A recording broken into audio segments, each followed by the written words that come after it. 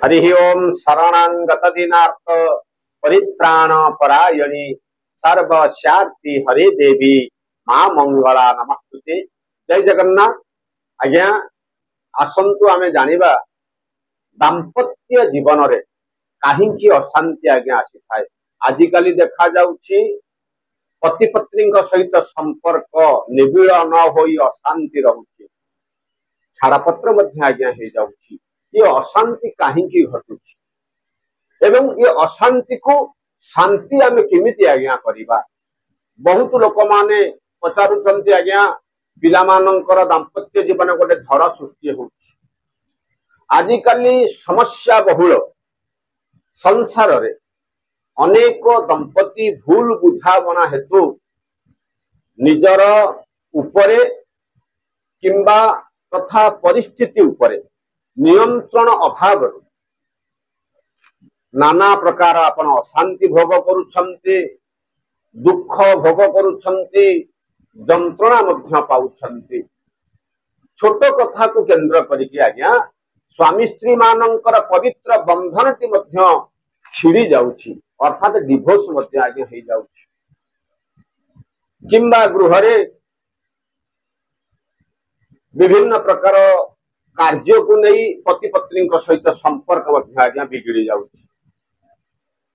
अमानिया पति पत्नी को आज यदि पत्नी पति को जदि वश करिबा पई से चाहू थांती ताहले कोनोसी प्रकार माने जदि गोटे स्त्री आज्ञा ता स्वामी को निज हाथ मुठा को रखिबा पई चाहू थाए, खराब उद्देश्य नुह आज्ञा। जदि गोटे स्वामी टी अबाट को पलैछि ता स्त्रीर कर्तव्य कौन ना ता स्वामी को से हाथ मुठा रखिबा सहित ता परिवार को से आनंद रे चलेबो। कौन करिबा आज्ञा, कौनसी शुक्ल पक्ष शुक्रवार मध्य रात्रि रे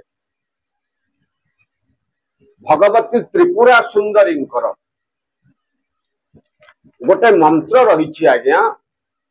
से मंत्र को निष्ठा पूर्वक 108 थर आपण जप करंतु।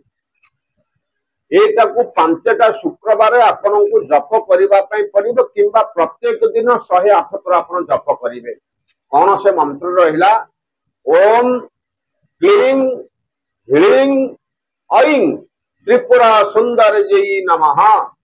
यही मंत्र को अपना नोट करंतु आज्ञा।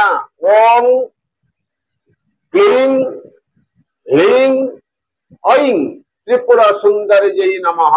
यही मंत्र को निष्ठा पूर्वक 108 थर आपण जप करंतु। एपरि 5टी शुक्रवार आपण को करिबा पई पड़िबो। निजर अबुझा और दुष्ट स्वामी को वश करिबा पई ये होउछि एक चमत्कार मंत्र आज्ञा। आपण थरे करिकि देखंतु ना, ताहले आपण निजे जानि परिबे जे कि ए मंत्रर प्रभावटा कोन अछि। रहउछि आज्ञा। जय जगन्नाथ।